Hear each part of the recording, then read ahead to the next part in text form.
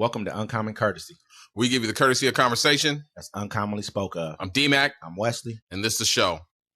So recently, some Trump advisors discussed penalties for nations that are moving away from the dollar. I'm going to read a little piece of the article here. It says, former President Donald Trump, economic advisors are considering ways to actively stop nations from shifting away from using the dollar, an effort to counter budding moves among key emerging markets to reduce exposure to the U.S. currency, according to people familiar with the matter.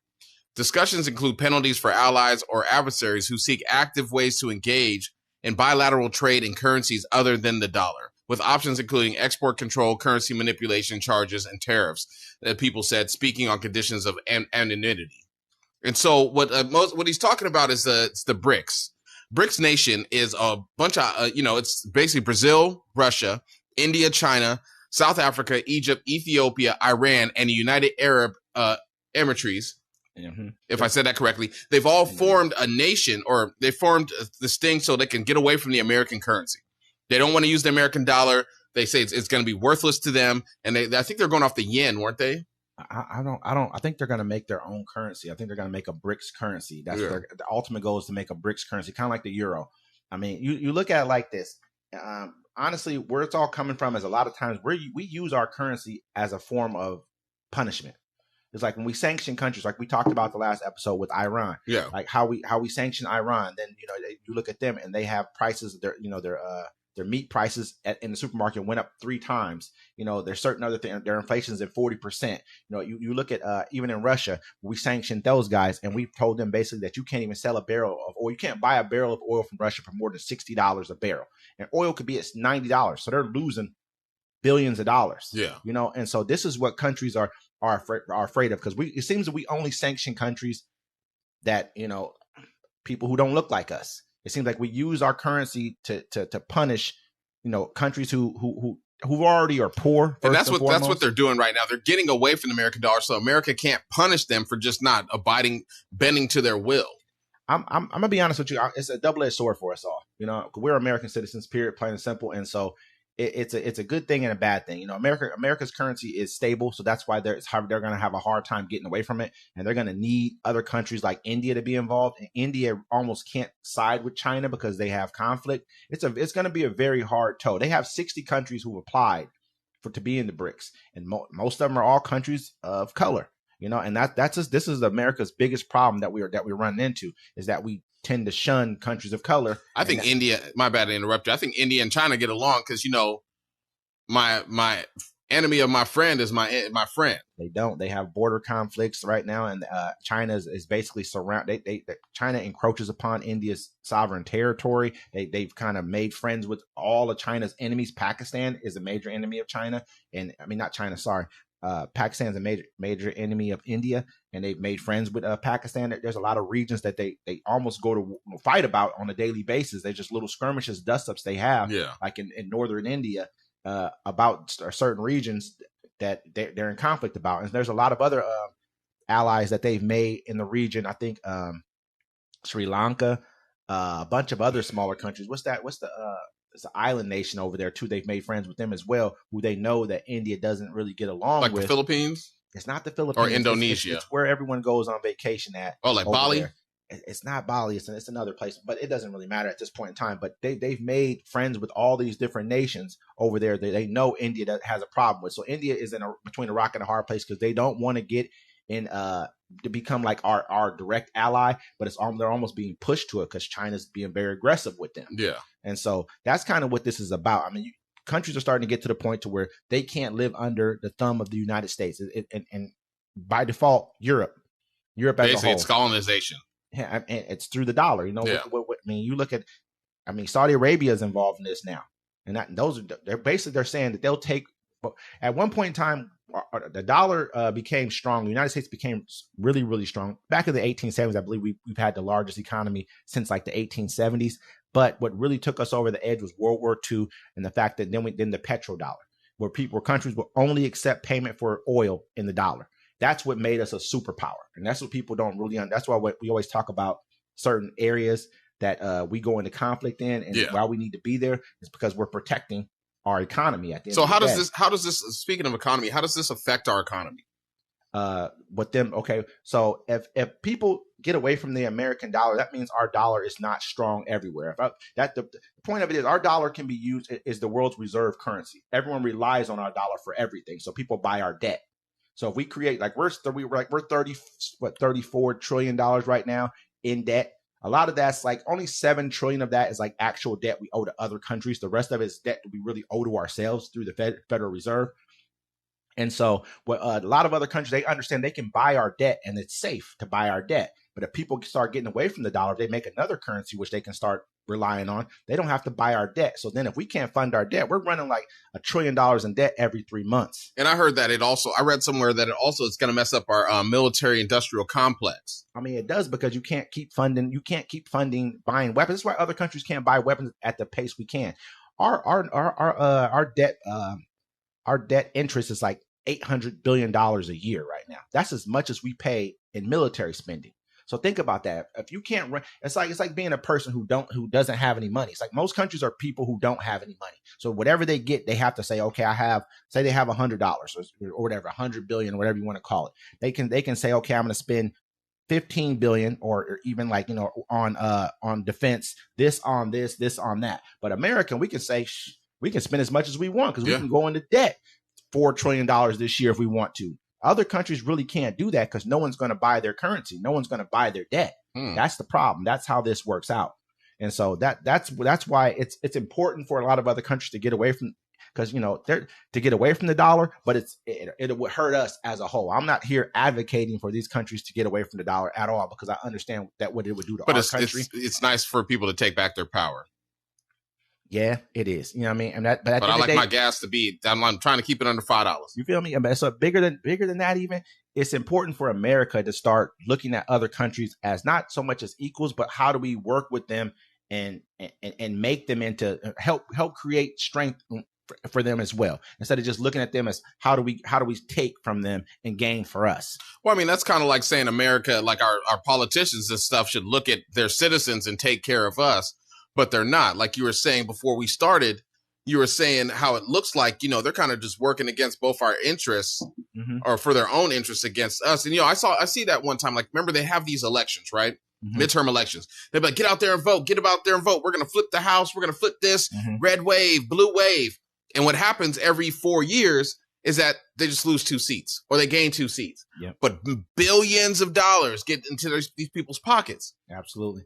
And we're sitting here running behind them. I've been doing a lot of thinking, just all the time, but just lately, and just really looking at this is almost like it's like we all know this already. Both sides are not perfect. Both sides are really not working for us, but it's like they're almost working together against us. You look at Democratic Party, which I vote mostly Democratic. I don't vote for Republicans at all right now because I don't feel like their interests are aligned with mine. But at the same time, you look at Democratic Party. What one of the biggest things that they're against are gun rights. And so I'm not with that at all. I think that's horrible. But what they do is they come in with, we have these programs for you. We're here to help the middle class, the poor, and so they kind of pull on your heartstrings, like kind of affecting you in a way that makes sense. Okay, we do need to help our own people. We are here for this. This is kind of what everyone talks about. Why don't we help America first? And this is the kind of the party that's actually doing the things, the work that goes along with that. But at the same time, they want to take away your guns. But this other party over here will tell you, hey, you shouldn't be able to protest. You shouldn't be able to march in schools or be able to set up encampments. And they're trying to take away. They're more of the party of they can be a little tougher on you. And so these guys are the party where they can take away your rights. It's crazy how they're about to take away your freedom of speech. But, because the kids are protesting crimes in another country, but they ain't stopped a single school shooting. At all. And bigger than that, they're trying to blame this all on George Soros, saying that this is funded by George Soros. We were talking about that. I'm like, when I was in school, I remember when kids would be like, hey, we're going to go to lunchroom to protest. It could be anything. A teacher did something to a student. It could have been anything. We're all going to the lunchroom just because we wanted to go. And when you going to do it? They'd be like, during class, be like, I'm on my way. We're on the way. So, but that's not saying this is what the college kids are doing, but they see what's going on and they still have that spirit of America in them. Spirit of protest, spirit to fight for what they believe in. And so that's why they're doing this. Maybe a guy is coming in and saying, hey, I'll supply you with the tents, but these kids are doing this on their own. They're not even kids, they're young adults are doing this on their own. I believe this 110%. I believe it's going to spread across the country when you're killing, not to get into this whole other thing, but when they see that bodies are dropping in another country at a tremendous pace, they see what's going on. Everyone sees it, and they have emotions about it. They want to show. And now you're also bringing in the National Guard. You're beating up the kids, beating up the faculty. People are seeing this. That creates more of what more people are going to be like, no, you can't do that. People are becoming martyrs. So you're creating that by doing what you're doing. It's not, this guy's fun. Who's ever talked to George Soros? I've never talked to George Soros. Tell him to call me. Hey, I have no problem. We'll take his money right now. I'll take it, yes. But it'll be for things that we truly believe in already. These people believe in what they're doing. And that's what you need to stop trying to think about. They want to blame someone, blame TikTok, blame George Soros. No, blame what you're doing. Look at what you're doing. People are talking about this because it's true. I had a friend of mine tell me, hey, we think that George Soros is funding these protests. This is bad. But who funded January 6th? Were you mad about that protest? Yeah, no. Jeannie Thomas is still rocking free. Not a what charge I'm in sight. You had the right to protest at that time. So, and that was fine. That was fine for everybody. You took it overboard. You went and did more than what you should have did that day. But, at the end of the day, you had that right. They did way more than they did. Like, they got the one guy. He's a Utah man who recorded fatal January 6th Capitol shooting, sentenced to 6 years. So a Utah man who recorded himself inciting violence and breaking a window before filming the fatal shooting of Ashli Babbitt outside the House chambers during January 6, 2001. Capitol attack was sentenced Friday to 6 years in prison. John Earle Sullivan, 29, was paid $90,875 for his video before he was convicted at trial. The jury found him guilty in November of rioting, obstructing Congress certification of the 2020 election results, both felonies, and of 5 misdemeanor counts. But they gave him 6 years, though? Yep. I mean, come on, but he must have had... Nah, see, where he was causing the crime. See, so people don't understand this. When Ashli Babbitt, or whatever her name is, when they broke the glass and she jumped through there, she was trying to kill Mike Pence.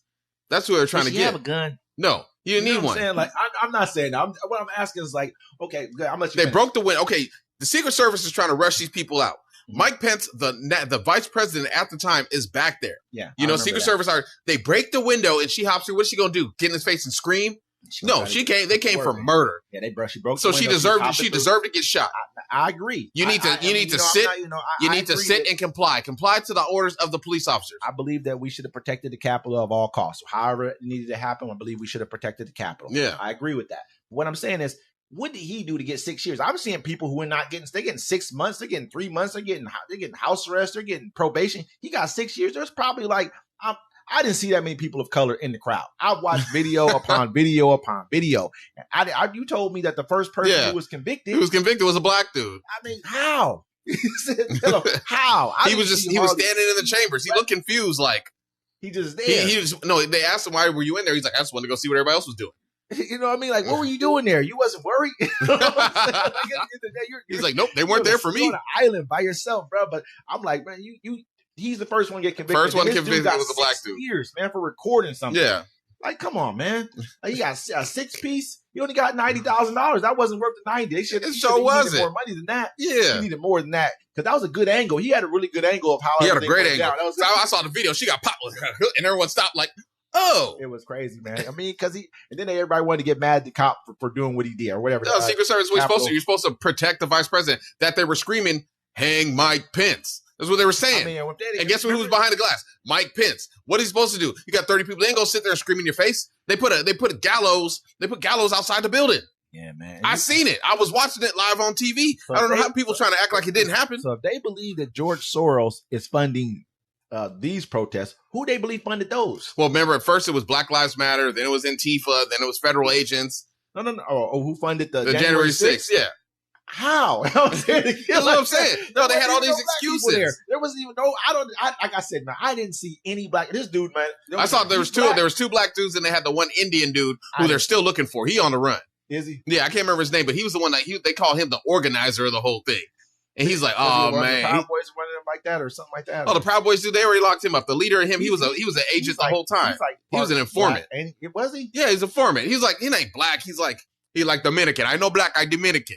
So stupid, bro. But no, you know what I'm saying? He's a person of color. Yeah, whatever. He locked up. He got locked up because he was an informant the whole time. Yeah. Crazy, man. He was an informant the whole time. He was an informant the whole time. He's been working for the feds. The same crime, different trial. Yeah. Picture what he said, like Tupac said, man. But yeah, man, it's crazy, man. Hey, but at the end of the day, man, like I look at it like this. You know, this young man, he gets 6 years for recording something. That's crazy, man. The guy that when George Floyd was killed, or was it George Floyd? Nah, homeboy that got choked out in New York over the Lucy cigarette, the black dude. Yeah. Homeboy that filmed that, they locked or something like that. I can't remember. They locked the guy that filmed that up, and then he was like, "Yo, he wouldn't eat in jail because they're poisoning his food." They locked him up for filming it. Yeah, they just got him on some petty crime and locked him up. Gave him like 3 years, and then he was like, "Yeah, it's not safe to eat in here." He's like, "They're putting poison in my food. You can smell it." Yeah, 3 years for recording something. Yeah. Man? Like, this is getting out of hand. This is the stuff that we need to be caring about. I couldn't believe this person told me, this is my guy, though, too. You know what I'm saying? But I couldn't believe he had said to me that he thinks George Soros is funding what's going on. Man, I'm like, you don't see what's happening here? George Soros is Jewish, though. I mean, at the end of the day, I don't think he's gonna. But it's a power. It's a power play. You never know how this could work out in their favor too. Hey, get these kids under control. They sure as hell came up to that school quick as hell. Had the Speaker of the House up there and everybody else talking about you kids are unruly. I've never heard of chastising like that. Like, he really stood there with a whole bunch of politicians up waving his finger. How dare you, kids? They're like, man, we can't hear you. Man. Now go back to class so I can raise your taxes and not give you any money. Well, I mean, people always worried about that. I'm worried about this. Yo, check it out. China's building Star Wars-like space army, warns U.S. chief. I'm going to read a little article to you. China is building a massive army in space that's like nothing. That's like something straight out of Star Wars. This week's U.S. space chief warned China has tripled the number of intelligence, surveillance, and reconnaissance satellites in orbit. Experts are now concerned that space fleets could be used to advance military goals on the ground. Hold on. With the ability to blast targets from thousands of miles away, even around the curvature of Earth, these satellites can identify targets for submarines to then hit with missiles. China now has 350 satellites focused around the Indo-Pacific. So, I mean, I wonder how many we have up there. I understand that this is not me saying that they should be able to have them because we got them. But, I mean, at the end of the day, it is what it is. China's spending the second largest military spender in the entire world right now. America feels like they said they spent $216 billion last year on their defense, but America thinks it's more closer to $300 or $400 billion, in all honesty. And so they're going to spend this money to try to put themselves in a situation because, like at the end of the day, we have them surrounded too. We got nuclear powers all around them. We got Japan. I think Japan got nukes. Yeah. I know that Australia got nukes. I believe South Korea got nukes. So we got bases and nukes all around them. They get South Korea nukes? South Korea is one of our bosses over there. You know what I mean? South Korea is like one of the biggest arms dealers in the entire world. Damn. So they're efficient over there. But then they got laser guns like China. Jesus Christ. China in space. Wait, as soon as they make a TIE fighter, which, ladies and gentlemen, is a twin ion engine. It's a true thing. You can actually make that. When they start making TIE fighters and they fighting in space, that's what I want to see. But I ain't going to film it because I can't do 6 years in the pen. I can't do 6 years in the pen right now. Nope, not at all. Got it in me. I don't think Donald Trump can do 6 years in the pen right now. I don't think Mark Meadows can do 2 months in the pen. He's like, man, but they'll do good in there, man. They'll be protected. Imagine they lock Rudy Giuliani up like that, man. He gonna die in there.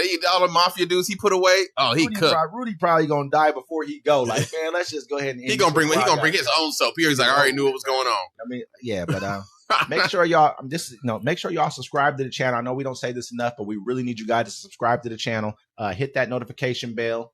Yeah, like and share. Let your people know if you got anything you want us to talk about, any topics you think we're sliding over or we're not discussing. Let us know. Nothing is too taboo at all. This is uncommon courtesy.